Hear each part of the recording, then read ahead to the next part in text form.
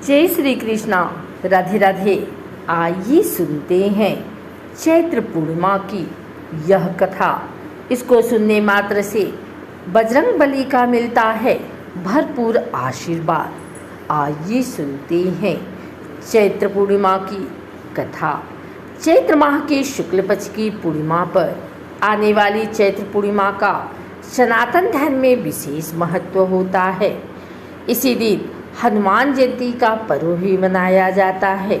हनुमान जी के जन्म की मधुर बेला पर विधि विधान से पूजा करने का, नदी पवित्र कुंड में स्नान करने का, व्रत और कथा करने से भगवान बजरंगबली का आशीष प्राप्त होता है। आइए सुनते हैं चैत्र पूर्णिमा की व्रत कथा, जिसका सच्चे मन से पाठ करने पर जीवन में आई सभी समस्याओं का निवारण हो जाता है। किसी नगर में एक सेठ और सेठानी रहते थे। सेठानी प्रतिदिन श्री हरि भगवान विष्णु की पूरी श्रद्धा से पूजा अर्चना किया करती थी, लेकिन उसका पूजा करना उसके पति यानी सेठ को बिल्कुल भी पसंद नहीं था। इसी कारण सेठ ने एक दिन अपनी पत्नी को घर से निकाल दिया। घर से निकाल जाने के बाद सेठानी जंगल की तरफ निकल पड़ी। रास्ते में जाते समय सेठानी ने जंगल में 4 आदमी को देखा जो मिट्टी खोद रहे थे। तब सेठानी उस आदमी के पास गई और उन लोगों से कहा, कृपया आप मुझे किसी काम पर रख लें। इसके बाद चारों आदमी ने सेठानी को नौकरी पर रख लिया। सेठानी के हाथ पांव बहुत ही कोमल थे। इस वजह से काम करते करते उसके हाथ पर छाले पड़ गए। सेठानी के हाथों को देख चारों आदमी ने कहा कि तुम यह काम छोड़ दो, तुम किसी अच्छे घर खानदान की लगती हो, इसकी वजह से तुम हमारे घर में कामों में हाथ बटा दो। सेठानी इस काम के लिए तैयार हो गई। फिर वह चारों आदमी सेठानी को अपने घर ले गए।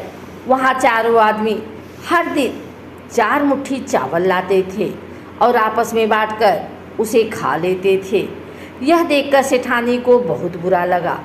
अगले दिन सेठानी ने चारों से कहा, सुनो भाई, तुम लोग कल से 4 मुट्ठी की जगह 8 मुट्ठी चावल लेकर आना। सेठानी के कहे अनुसार चारों आदमी अगले दिन 8 मुट्ठी चावल लेकर आए। उस चावल को सेठानी ने पकाकर सबसे पहले भगवान विष्णु को भोग लगाया और फिर चारों आदमी को परोस दिया।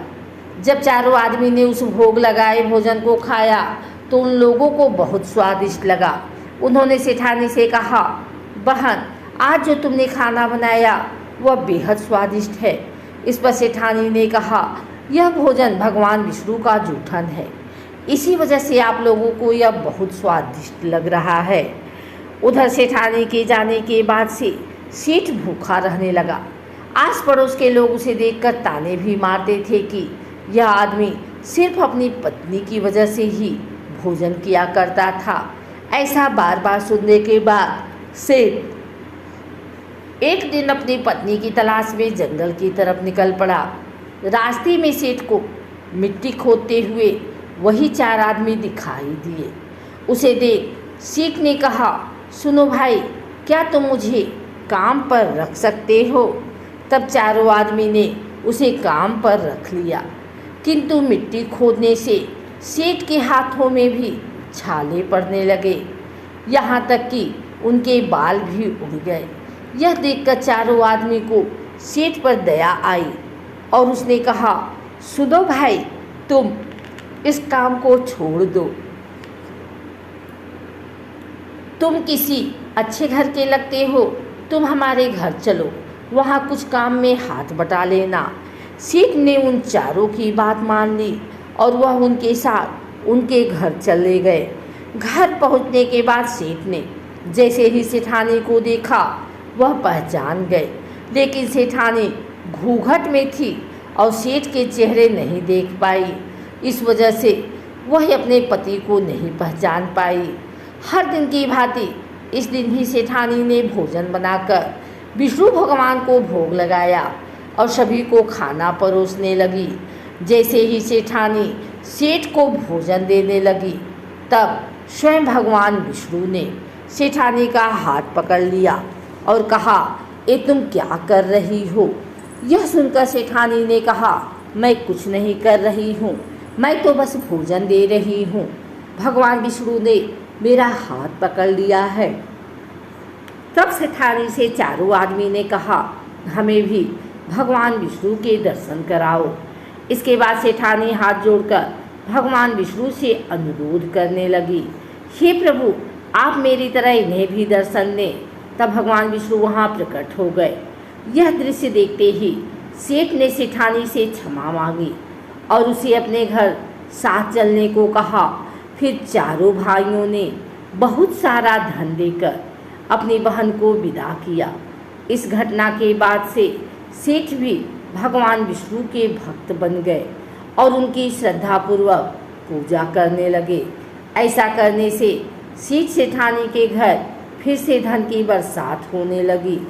तभी से ऐसी मान्यता प्रचलित है कि चैत्र पूर्णिमा के दिन व्रत रखने से हनुमान जी के साथ भगवान राम और माता सीता की भी विशेष कृपा प्राप्त होती है।